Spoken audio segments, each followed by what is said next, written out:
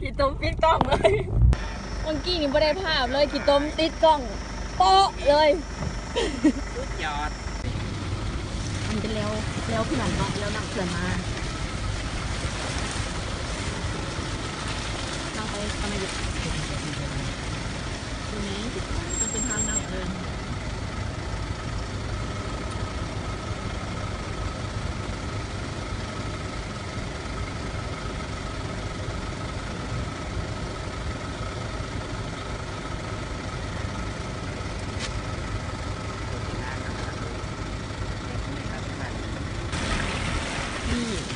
ลาเป็นหน้ากองโยก